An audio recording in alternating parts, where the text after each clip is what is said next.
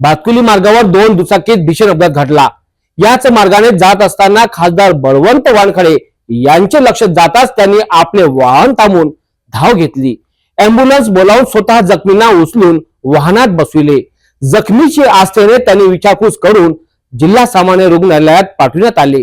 रियापूर भातकुली राज्य महामार्गावर भरधाव वेगात येणाऱ्या दुचाकीने समोरासमोर धडक दिल्याची धक्कादायक घटना 6 जानेवारी रोजी सायंकाळी 8 वाजताच्या सुमारास उघडकीस आली आहे। जगदीश पटवर्धन प्रदीप थोरात हे दुचाकीने अमरावतीवरनं त्यांच्या आसरा या गावी जात असताना विरुद्ध दिशेने येणाऱ्या दुचाकीने त्यांच्या दुचाकीला जबर धडक दिल्याने तिघेही गंभीर जखमी झाल्याची घटना घडली। या दरम्यान भातकुली मार्गावरनं कामानिमित्त खासदार बळवंत वानखडे हे आपल्या वाहनाने जात असताना त्यांचे लक्ष जाताच खासदार बळवंत वानखडे यांनी आपले वाहन थांबवून जखमींकडे तात्काळ धाव घेतली। रुग्णवाहिका बोलावून जखमींना रुग्णवाहिकेत बसवून जिल्हा सामान्य रुग्णालयात पुढील उपचाराकरिता त्वरित पाठवण्यात आले। या घटनेत खासदार बळवंत वानखडे यांनी आपल्या माणुसकीचा परिचय दिलाय। यामुळेच खासदार बळवंत वानखडे यांचे सर्वत्र कौतुक केले जात आहे।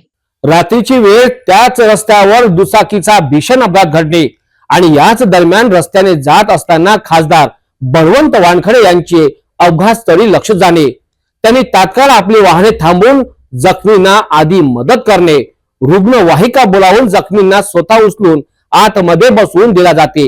या घटनेत अमरावती लोकसभा खासदार बळवंत वानखडे यांनी आपल्या माणुसकीचा परिचय करून दिला आहे।